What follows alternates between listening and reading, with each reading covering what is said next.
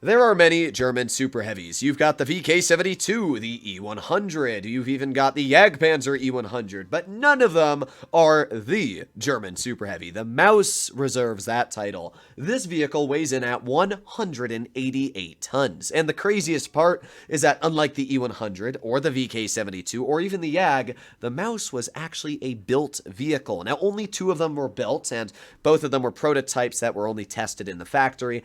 But it's still pretty insane to actually think that one of these Goliaths was built. That's pretty insane. In today's video, we're going to be playing in the Maus and talking about a little bit of disappointingness when it comes to this vehicle.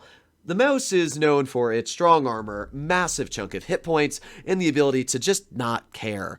But it's starting to care a bit. In update 9.1, the vehicle itself didn't really get changed. It lost like 2 kilometers per hour of traverse speed, which who cares, and it lost not really much else. I think the only real buff for the tank was that it got 10 millimeters of turret armor, which I guess will help. I mean, there might be situations where mediums can't pen you anymore, but heavies are still going to butter straight through your turret cheeks, and the upper plate on this tank is still weak. In my opinion, it should be impenetrable. But that is not the problem. This vehicle got shadow nerfed. All of the tier 10 autoloaders basically got buffed. The AMX 50B got an extra shell. The 4005 got an extra shell. The TVP gets its clip out faster. The Foch has more DPM.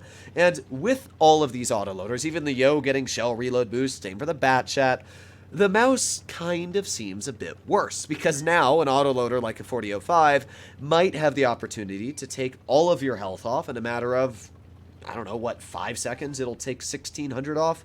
That's pretty nasty. So that's the only problem I've noticed with the Maus's update, because I played it during live stream, and yeah, it really did feel a bit of the pain when it comes to the improved autoloaders. So that's how I would say. But apart from that, this vehicle is still insane at doing what a Maus does best, and that is just driving. You've got enough HP to tank shell after shell after shell.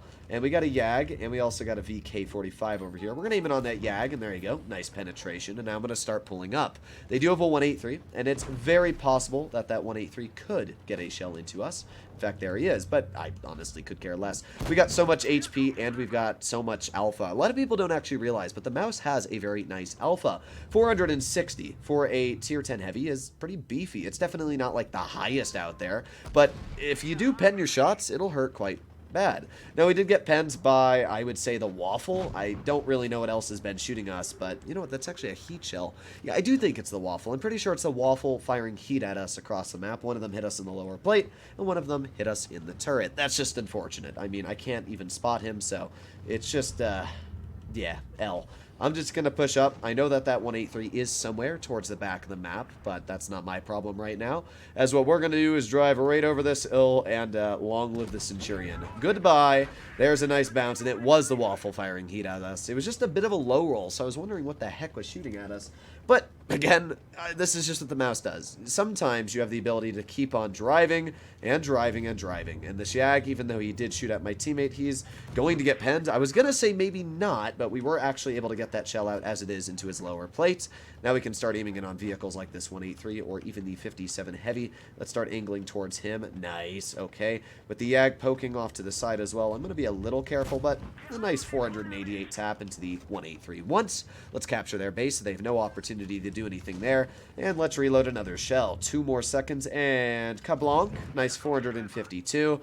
I mean, this is where the Maus just feels great. The ability to literally not care about the enemy. Even if this Jag pens me, I have so much HP that it really doesn't matter. And we all know how much I dislike fighting 183, so I'm gonna do it! Haha! Yes, that's what I'm talking about. So long live the 183.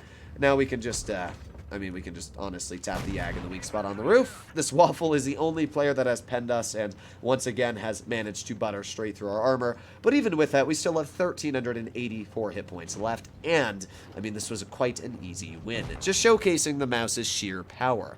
I still think that this is a pretty capable tank. On maps where the vehicle is really strong, like Himmelsdorf or Falls Creek, that are much smaller and heavy lane, narrow-sided, you can be really, really strong in a vehicle like the Maus. So we were able to block 1,600 and deal 3,658.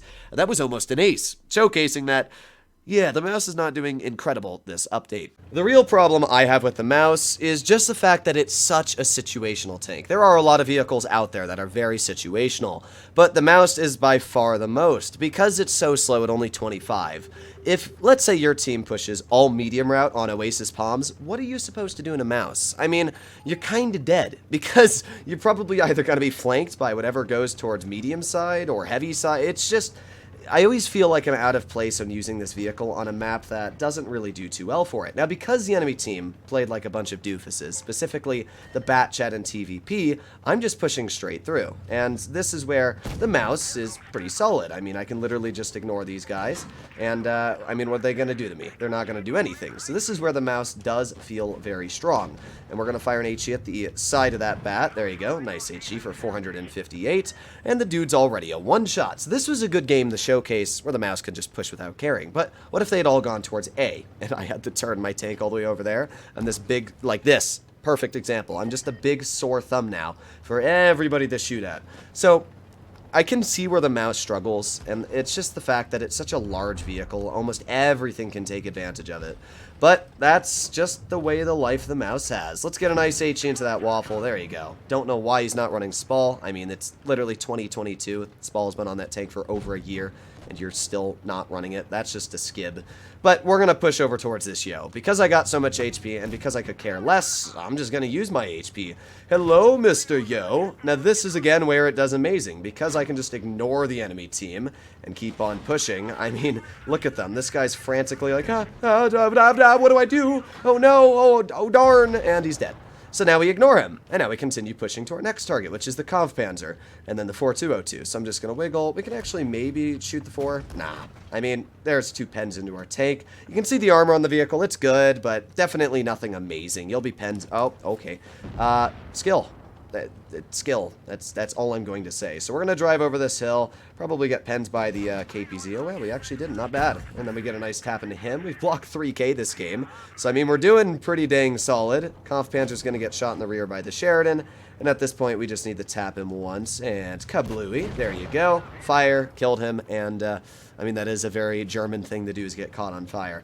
All we got to do now is shoot at the enemy 4202 or the Grill Bow Baggins.